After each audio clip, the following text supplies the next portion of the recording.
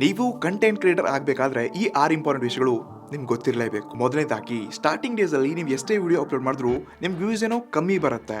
ಆದರೆ ನೀವು ಇದನ್ನೇ ಕನ್ಸಿಸ್ಟೆಂಟ್ ಆಗಿ ಕಂಟಿನ್ಯೂಸ್ಲಿ ವಿಡಿಯೋಸ್ ಅಪ್ಲೋಡ್ ಮಾಡ್ತಾ ಹೋದರೆ ಎಂಥದೇ ಚಿಕ್ಕ ಚಾನಲ್ ಇರಲಿ ಇವತ್ತಿನ ನಾಳೆ ಅದು ಬೆಳೆದೇ ಬೆಳೆಯುತ್ತೆ. ಜಸ್ಟ್ ಕನ್ಸಿಸ್ಟೆನ್ಸಿ ಫಾಲೋ ಮಾಡಿ. ಎರಡನೇದಾಗಿ ಸ್ಟಾರ್ಟಿಂಗ್ ಡೇಸಲ್ಲಿ ಮಾಡೋ ವಿಡಿಯೋಗಳು ನೋಡ್ಬಿಟ್ಟು ಜನ ಆಗ್ಬೋದು, ಫ್ರೆಂಡ್ಸು, ಫ್ಯಾಮಿಲಿ ಎಲ್ಲರೂ ಚಿಡಾಯಿಸ್ಬೋದು. ಆದರೆ ಇವತ್ತಿಲ್ಲ ನಾಳೆ ನೀವು ಸಕ್ಸಸ್ ಆದಮೇಲೆ ಅವರು ನಿಮ್ಮ ಹೆಲ್ಪ್ ಕೇಳ್ತಾ ಕಾಂಟ್ಯಾಕ್ಟ್ ಮಾಡ್ತಾರೆ, ಮನೆಗೆ ಬರ್ತಾರೆ. ಮೂರನೇದಾಗಿ ನಿಮ್ಮ ಮೊದಲ 50 ವಿಡಿಯೋಸ್ಗಳು ನಿಮ್ಗೆ ತುಂಬ ಕಷ್ಟದ ಪಾಠ ಕಲಿಸುತ್ತೆ.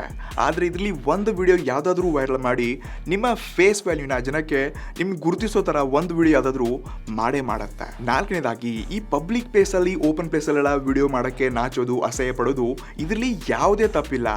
ಆದರೆ ನೀವು ಕಂಪ್ಲೀಟ್ಲಿ ವಿಡಿಯೋ ಮಾಡೋದನ್ನೇ ಸ್ಟಾಪ್ ಮಾಡೋದು ಕಂಟೆಂಟ್ ಕ್ರಿಯೇಷನಲ್ಲಿ ಎಲ್ಲಕ್ಕಿಂತ ತುಂಬ ದೊಡ್ಡ. ಐದನೇದಾಗಿ ನೀವು ಸ್ಟಾರ್ಟಿಂಗ್ ಡೇಸಲ್ಲಿ ಎಷ್ಟೇ ಒಳ್ಳೆ ಕ್ವಾಲಿಟಿ ಆಡಿಯೋ, ಒಳ್ಳೆ ಕ್ವಾಲಿಟಿ ವಿಡಿಯೋ ಜೊತೆಗೆ ಒಳ್ಳೆ ಕಂಟೆಂಟ್ ಕೊಟ್ಟರು ಕೂಡ ಜನ ಬೈತಿದ್ದಾರೆ, ಕಮೆಂಟ್ ಕೆಟ್ಟದಾಗಿ ಬರ್ತಿದ್ಯಪ್ಪ ಅಂದರೆ ಟೆನ್ಷನ್ ತೊಗೊಬಿಡಿ ಆಯಿತಾ. ಇದರರ್ಥ ಕ್ಲಿಯರ್ಲಿ ನೀವು ಒಳ್ಳೆ ದಾರಿನೆಲ್ಲ ಇದ್ದೀರ ಅಂತ ಅರ್ಥ.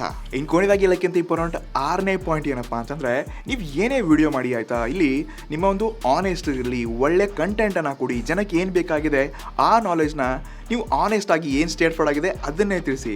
ಬಿಕಾಸ್ ನೀವು ಸ್ಟಾರ್ಟಿಂಗ್ ಡೇಸಿಂದ ಒಂದು ಆನೆಸ್ಟ್ ಕಂಟೆಂಟ್ನ, ಒಂದು ಒಳ್ಳೆ ಕಮ್ಯುನಿಟಿನ ಬಿಲ್ಡ್ ಮಾಡ್ತಾ ಬಂದರೆ ಯಾವತ್ತೂ ನಿಮ್ಮ ಆಡಿಯನ್ಸ್ ಕೈ ಬಿಡಲ್ಲ. ಮತ್ತು ಯಾವತ್ತಿದ್ರೂ ಸತ್ಯ ಎಲ್ಲಿರುತ್ತೆ ನೋಡಿ, ಜನ ಅಲ್ಲೇ ಇರ್ತಾರೆ. ಸೊ ಇದನ್ನು ಮಾತ್ರ ಮಿಸ್ ಮಾಡದೆ ಫಾಲೋ ಮಾಡಿ.